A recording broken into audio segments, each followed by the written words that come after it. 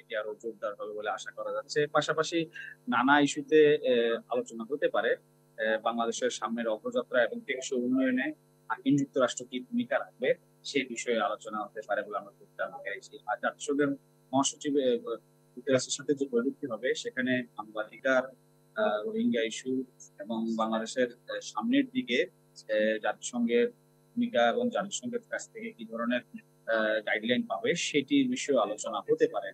এখন দেখার বিষয় বৈঠক শেষ হওয়ার পর ইউনূসের পক্ষ থেকে প্রেস ব্রিফিং এর পরে আমরা বিস্তারিত জানতে পারবো। এছাড়াও তিনি নেদারল্যান্ডের সরকার প্রধানের সাথে কথা বলবেন। এছাড়া তিনি আইসিসি ইন্টারন্যাশনাল ক্রিমিনাল কোর্ট তাদের ঊর্ধ্বতন কর্মকর্তাদের সাথে কথা বলবেন। পাশাপাশি মিডিয়া ব্যক্তি বা কিছু গণমাধ্যমে তিনি ইন্টারভিউ দিবে বলে আমরা জানতে পেরেছি। যেমন পোস্ট ম্যাগাজিনের একটি ইভেন্টে তিনি প্রথম করবেন, জাপানের একটি গণমাধ্যমে তিনি কথা বলবেন।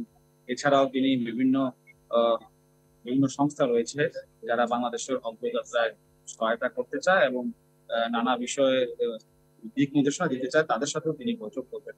মূলত ডক্টর মোহাম্মদ ইউনূসের এই জাতিসংঘের সাধারণ অধিবেশনে যোগ দেওয়ার কারণে বাংলাদেশের সাথে বিভিন্ন দেশের দ্বিপাক্ষিক কূটনৈতিক সম্পর্ক কিংবা নানা বিষয়ে কিন্তু আমরা দেখছি বাংলাদেশকে আন্তরিকতার সাথে গ্রহণ করছে এবং বাংলাদেশের সামনে অগ্রযাত্রা এবং টেকসই উন্নয়নে সবাই ভূমিকা রাখবে এরকম আশ্বাস দিচ্ছেন। এবং চীনের পক্ষ থেকে, পাকিস্তানের পক্ষ থেকেও আমরা দেখছি যে গতকাল বৈঠক হয়েছে এবং সেখানে বাংলাদেশে বিশ্বব্যাংকও বাংলাদেশকে বিনিয়োগ করতে চায় বা সহযোগিতা করতে চায় বা ঋণ সহায়তা শর্তে ঋণ দিতে চায়, যাতে বাংলাদেশের অর্থনীতি আবারও ঘুরে দাঁড়াতে পারে এবং বাংলাদেশের সামনের দিকে যাতে তাদের বাংলাদেশের অগ্রযাত্রায় বা বাংলাদেশের উন্নয়নে বিশ্বের কাছ থেকে একটি বড় ধরনের সহায়তা পাচ্ছে।